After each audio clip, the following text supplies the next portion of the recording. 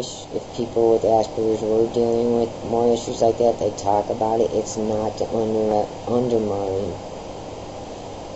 that we do have some skills that we're good at. I just am trying to focus on some issues that I think too many people are ignoring, and that's going to lead to a misunderstanding of a group of people or some people within a group. And I want my right to be disabled, not for pity, but for, save the kids so they have their right. I really don't care what people think about me. I'm 42. I do care about people putting these kids in a box, and the kid has more problems than they think he has, and he gets completely ignored for them, or mistreated, or, any parent who has a kid with severe behaviors, I would suggest applying some of those positive techniques that parents apply. It's not about timing the kid out. Actually, I think that agitates an already overstimulated brain. Worst thing to do to someone, regardless of whether it's hard to see or not, is start screaming, yelling, grabbing. The brain's going, all this overstimulation. It adds fuel to the fire. You can talk about it after the person calms down, not 5 minutes after they calm down. Give them some time. And if they're higher function, you can talk to them about different ways to deal with those kinds of emotions before they get to that point. It's hard to deal with a meltdown while it's occurring. It's pretty much running its course then. It needs to be something that they need to learn how to recognize what triggers it and when to back off from that. And if they get pushed into something that triggers a meltdown by others who are ignorant to their needs, what I'd like to say to those kind of people, I probably shouldn't say. I would really, a lot of parents may know that their kid needs some time out. I don't mean time out in the corner. I mean a quiet place to sit back and chill out. And they know that the teachers aren't doing it, and I'm sure they're frustrated at teachers who aren't taking it seriously because they think their kid's just being a brat. If you'd sit and watch a video footage of a child being a brat in comparison, or just acting out to a meltdown, you're going to see a difference. How I act in different situations, it pretty much completely changes according to what kind of environment I'm in. If I'm comfortable with a group of people, which is rare, but if I am, I can almost pass one neurotypical. Put me in a grocery store. I kept getting funny looks, and I asked my roommate, am I imagining this? And she said no.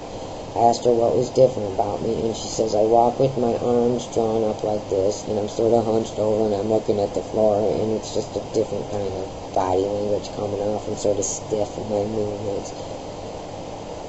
And I guess that sticks out. Now I'm aware of it every time I go to the grocery store. Sometimes you shouldn't ask questions. I'm not trying to be overly negative. I really, really wish people would realize that to teach about a disability would, in my opinion, mean discussing the full aspect of it. And it's going to be different for everybody.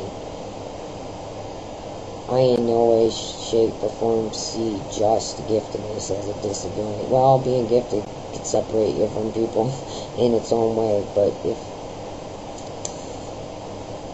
you sort of worry about the kid who's not fitting in, all kids go through a phase where they're not fitting in and they feel like no one understands them. That's a common teenage thing. And that could be simply that, a kid feeling like no one gets him. Normal, typical childhood kind of teenage stuff. Who thinks he has Asperger's because he reads people with Asperger's don't fit in, but doesn't know how to really look at whether or not it correlates to the long-term history. History is important when diagnosing Asperger's or autism. I don't care about the word. I think I'd like to switch to just saying autism. If they want to segregate it, I know where I'm going. I know I need to be better understood. And that would be in the autistic spectrum. But if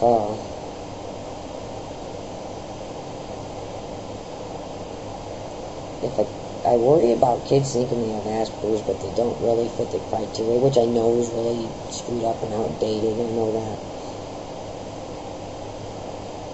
Because I really don't know how to look at their whole history, where I sort of by the age of 42 had figured that one out.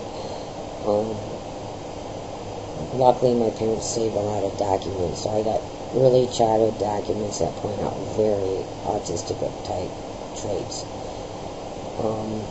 The letters help me get some information, and I worry sometimes. People have a tendency to want to label.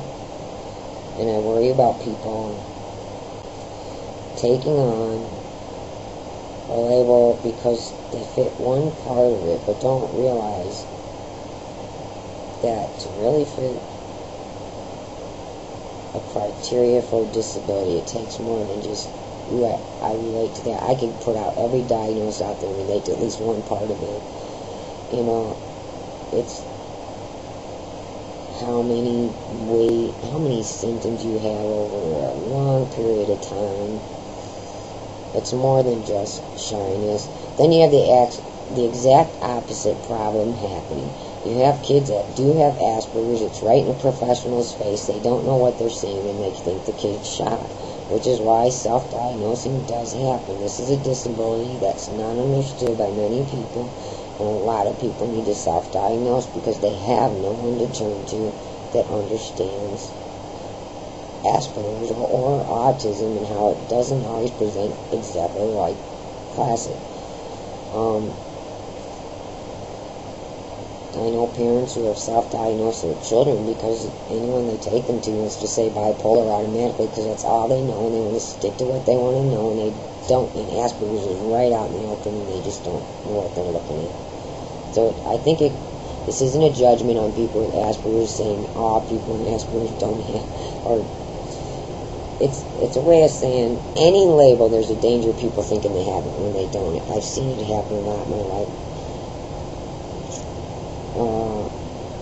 Fly-by diagnosis by doctors who are willing to rip out a diagnosis without thinking about it. They just want something to write down on a piece of paper. In the mental health system, bipolar is coming. I do believe bipolar is out there.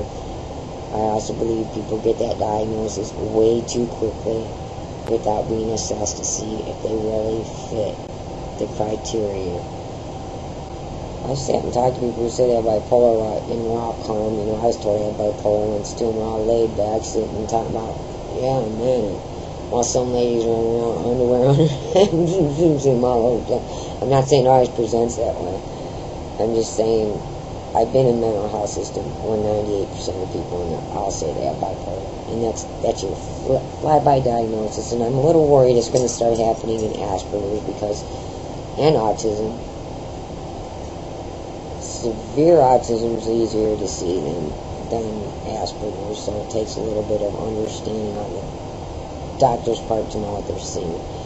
But if they just start whipping out the diagnosis because it's the in thing to call people right now, then you get people. You know, I don't wish.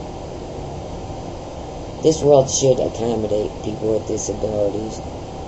I wish this world would change.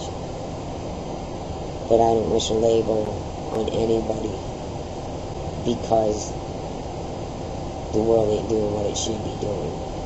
They're going to get judged, and it's the parents' biggest battle will probably be dealing with people who don't understand their kids. If you speak out for rights as a disabled person, you're ignored. Pretty soon you'll be crossing over to all the non-disabled people, in my opinion. But you're pretty much treated like a person whose thoughts and feelings don't matter. I've experienced it over and over and over and over and